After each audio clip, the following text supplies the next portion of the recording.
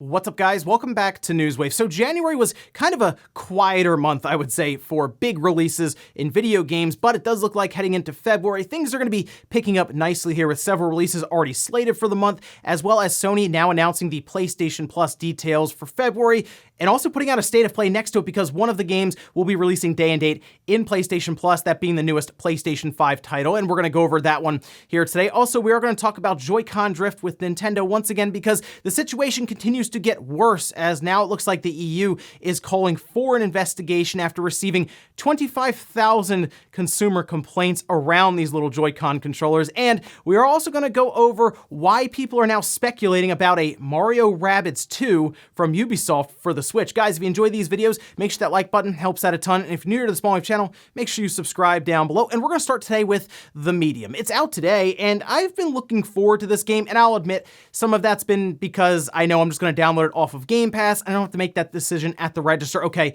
is this game going to be worth $60? It's, again, Game Pass does take away some of that risk that we get into with now $70 games, but we can go over here to see some of the reviews, and currently on Metacritic, it has a 73. Now, there are some really good reviews, and then there are some very bad reviews. This one is kind of all over the board, to be honest, and 73 sort of just right there in the middle between all of the reviews. Some of these reviews really like the game, the slow-paced nature. Others were hoping for more of an action-oriented horror game. This is Bloober Team, though, and they did like Layers of Fear. Those are a bit slower, more psychological, which this does lean into that kind of idea for a horror game. It is apparently 6 to 8 hours, so it's not like the longest game, and I will be checking this one out because some of the big things that people liked, basically across the board, the visuals, the atmosphere, so I think it'll be at least interesting to see how they do the dual reality and some of the puzzles, and I'm sure we'll be talking about it more on the podcast this weekend. Also, last year we did have Skate 4 announced, which was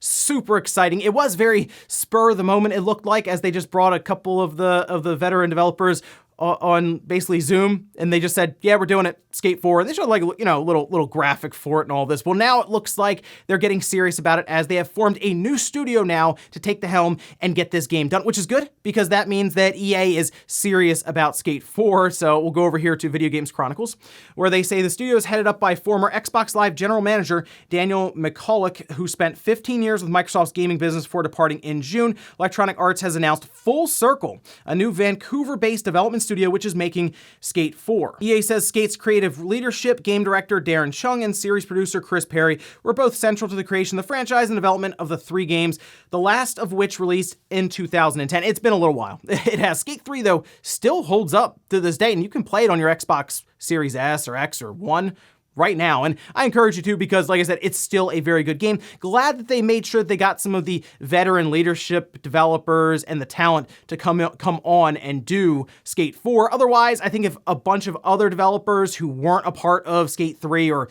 any of the older Skate games, I think it would feel a bit different, and we'll see how EA deals with things like microtransactions in a game that is, I mean, let's face it, set up to basically clean up with all kinds of different things you can sell for your skater or your board, all of this, so we'll see. But good to see at least that they are serious about Skate 4, forming a full studio and hiring over 30 positions right now to do it. Oh, and we did have a few new details for Super Mario 3D World Bowser's Fury, this being from VentureBeat in a full write-up that was basically a preview as we head into its release in a couple of weeks. A lot of it had to do with Bowser's Fury, obviously, because we already know what 3D World is. A lot of us played it on the, well, some of us played it on the Wii U, I should say now, but Bowser's Fury sounds like it's going to be a bit bigger than I thought. I mean, I thought this was going to be like an hour or 2 hours. It sounds like 100%, it's like 6 to 7 hours, and basically you're going to be running around in kind of this open world sandbox level, collecting cat shines that are at the end of different objectives, like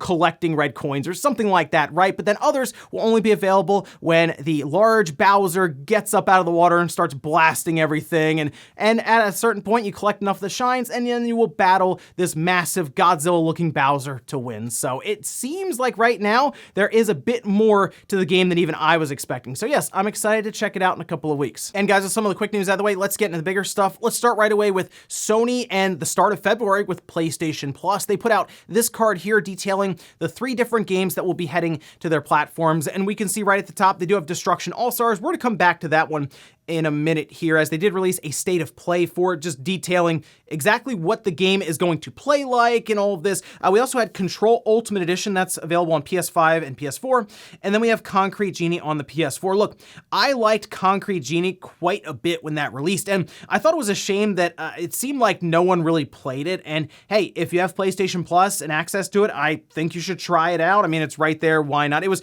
an interesting, smaller game that I think told a pretty cool story and had some interesting features where you have these genies that will follow you through the walls and you kind of paint different parts. It was cool, so definitely worth checking out. Then we have Control Ultimate Edition, which we did hear more about some of the features and modes, like a performance mode at 1440p and 60 frames per second, and an interesting quality mode that'll have ray tracing at 1200p and 30 frames per second on the PS5. So that could be cool to check out if you have not played Control. I think it's a good game. Don't know if for me it was a game of the year caliber game, but it's certainly a good looking game and one that you can stress your PS5 with. And then the big game that they are pushing is the brand new Destruction All-Stars. And this is a game that I keep forgetting about. Remember, they delayed it because it was already supposed to be out, and they pushed it here to February, and they said, okay, it's just gonna go right into PlayStation Plus, and it kind of has to, because I don't know if the online community would be able to hold this game up. Really, if they put this out, and it's $70, and it's all based around multiplayer online, it's just, I don't think it will be active online enough for you to just even get into matches. I'm thinking in my mind right now, Crackdown, like Crackdown 3 online. I mean, that dried up very, very quickly, and that was on Game Pass. This one at $70 would have been tough if that was the only option. So I'm glad they are dropping it on PlayStation Plus, because honestly, I don't know if I would have bought it otherwise for this one. So I will be checking that one out February 2nd. That'd be next week when all of these go live, but they did show state of play for it, and it looks kind of like a Burnout style game where you drive around. They have different classes of cars. You can also run around outside of the car, and you have heroes that have unique abilities, and the idea is to just cause as much destruction as possible. I guess there's team-based modes as well, where you're trying to wreck the other side as they're driving around, and they also have some more objective-based things where you'll try to, what look like, take gear cogs and run them into the center, but people can steal them if they crash you, and I gotta see a bit more about this, and if it's something I would actually keep up with online, because it does, at least for me, look kind of shallow. I think you can have fun with it for a little while, but will we be playing it years from now? That's hard to say. But overall, looking at the quality of this PlayStation Plus for February, it's pretty good. If you look at the value here, Concrete Genie, Control Ultimate Edition, and then Destruction All-Stars, yeah, if you look at that as someone who's gone through some pretty rough months at times for games with gold, and yes, even PlayStation Plus, this is one of the better ones, so good stuff there to kick off February. Next up, let's talk about Joy-Con drift once again, and this is something that I'm sure Nintendo is dealing with quite a bit behind closed doors, so much so that they're not even willing to comment further on it with investors, because it is something that they are, I'm sure, are in all kinds of litigation all over the world, and we have our latest example here once again for the Joy-Con drift. Let's go over to Eurogamer, where they can say the European Consumer Organization, the BEUC, the EU's joint consumer program, has called for a Europe-wide investigation into Nintendo's Switch Joy-Con drift after receiving more than 25,000 complaints from numerous countries. Now, these complaints have been received from Switch owners in France, Belgium, the Netherlands, Portugal, Italy, Norway, Slovakia, Slovenia, and Greece. So yeah, quite a few people are experiencing Joy-Con drift all over the place there. And they say in the vast majority of cases, 88%, the Nintendo Switch owners reported issues with their Joy-Con controllers within the first 2 years of use. And we can see a quote here from the BEUC saying, consumers assume the products they buy to last an appropriate amount of time according to justified expectations, not to have to pay for expensive replacements due to a technical defect. Nintendo must now come up with proper solutions for the thousands of consumers affected by this problem. And what's interesting here is one of the solutions that was recommended here by the BEUC was that Nintendo tells people up front when they sell them a Joy-Con that it has a limited lifespan. Oh, this Joy-Con's gonna last 2 years. And that might be that might be on the high end, really, for what I've seen. Some people saying that after just a few months, the Joy-Con will start to drift. And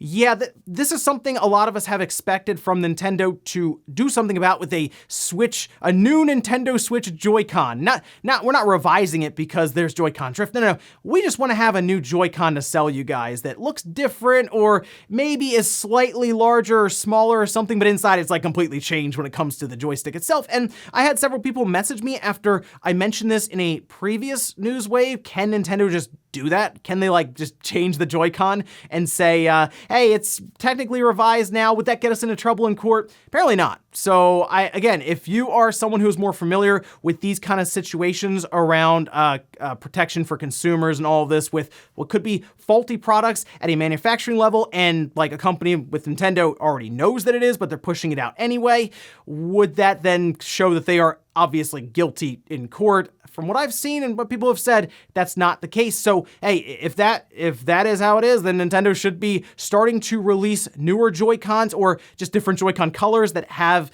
better joysticks in them. I'm sure there are ways they can go about this, and the first one obviously was you just get your Joy-Cons replaced, but people have got their Joy-Cons back and they also started to drift. So there seems to be an issue, just outright, with how Nintendo built these controllers, specifically those Joy-Cons inside, so the little joysticks. So here's hoping Nintendo has it figured out, but yes, more pressure now from the EU being put on them to make sure it gets done. Next up, let's talk about Mario Rabbids Kingdom Battle. I really liked this game when it released. I think it was an awesome one to drop right in like the first year of the Switch, and people when they first saw it, they really weren't that sold on it. They're like, this is gonna be strange. I don't know. You put the Rabbids in with Mario and it's like this XCOM style game. It was a lot of fun. And you know, I think it's still worth picking up because it's always like $15 when it goes on sale. If you haven't picked it up yet, certainly worth $15. But what about a sequel for it? Well, some odd things are happening online that have people thinking that that could actually happen. Let's head over here to Nintendo Life, where they say, as spotted by Reddit user Theme Park Fan 2020, the official Rabbids Twitter account, previously